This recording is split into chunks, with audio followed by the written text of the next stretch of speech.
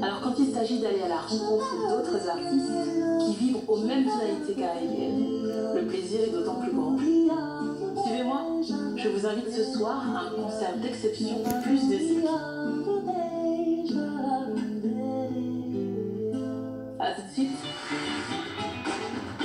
Bonsoir les Maïs. Bonsoir. Bienvenue dans Plus de Zik. Merci beaucoup. Je sais que tu viens d'une famille de musiciens, mais est-ce que tu as toujours voulu être chanteuse? Je suis devenue artiste de métier par accident parce que c'est une période où j'avais arrêté l'école, où je faisais beaucoup de vidéos que je postais sur les réseaux. Ça a pris de l'ampleur. C'est comme ça que j'ai trouvé ma voie. Mais sinon, avant ça, je savais pas ce que j'allais faire de ma vie. Je savais rien en fait de mon avenir. Donc c'est venu à moi en vrai. Est-ce que tu as eu un moment où tu t'es dit, c'est ça que je veux faire? Pas dès le premier succès, mais à force, ouais. Parce que j'ai mis du temps à réaliser que ça y est, en fait, j'avais trouvé ma voie. Je me suis dit, bof, on m'a tellement répété que c'était éphémère que moi, je me suis pas dit que ça allait durer. Donc, j'ai continué parce que j'avais rien d'autre à faire. Et finalement, jusqu'à maintenant, je le fais. Ça va faire presque 10 ans. Ouais, à un moment, tu réalises que c'est ça, t'es faite pour ça. Par rapport à la musique, est-ce que tu composes facilement plutôt quand tu es bien ou plutôt quand tu es en peine? J'écris facilement sur mes tristesses, mais j'essaie toujours de prendre du recul dessus avant de me dire ça y est, c'est le jet final, tu vois. Parce que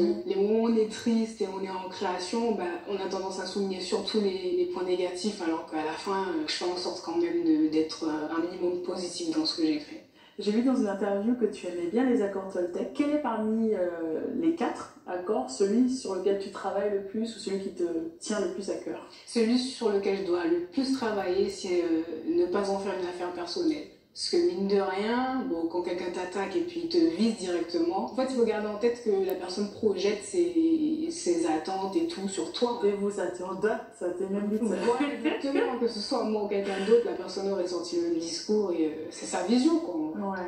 Pour toi, le confinement, je dirais la pandémie, ça a été quelque chose de plutôt négatif, positif, ça t'a apporté quelque chose? Ça a été négatif d'un point de vue général, je pense. Sur l'impact que ça a eu sur le monde, etc. Après, moi, les côtés positifs que j'ai vus, c'est que j'ai pu me concentrer sur mon album.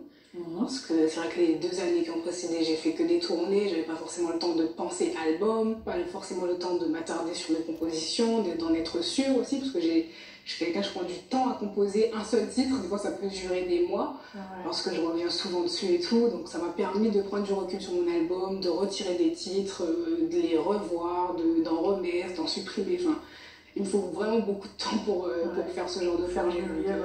Voilà, donc j'ai eu une année complète concrètement pour le faire, donc c'était le gros point positif. Donc j'imagine que 2021, tu vas essayer de repartir sur les routes. Oui. Tu sais déjà à peu près où tu iras. Je sais qu'on va faire la Martinique, la Guyane, le Canada, la Réunion. Et si tu pouvais choisir une destination que tu ferais en 2021 ou un peu plus tard, ta destination phare, ce serait où?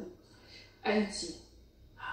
J'ai jamais encore eu l'occasion d'aller là-bas. Tu as prévu beaucoup de collaborations cette année ou Je réfléchis à un projet, peut-être qu'avec des featuring. Je suis en train de le faire mûrir justement en ce moment. Donc je pars un peu à la rencontre d'artistes, je discute un peu avec eux, j'essaie de voir qui est intéressé, avec qui ça peut le faire surtout. Parce que moi je suis surtout dans le feeling avec les gens.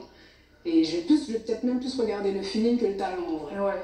Et si tu pouvais choisir un featuring de fou, qui ce serait parmi le monde entier? Je pense à 2 artistes. Je pense à Ed Sheeran parce que j'aime beaucoup sa vibe et Kofi. Pourrais-tu nous expliquer pourquoi tu as choisi ces artistes qu'on va découvrir ce soir? Je les ai choisis, Rachel, Ellison et Juliam. Déjà, je me reconnais en eux.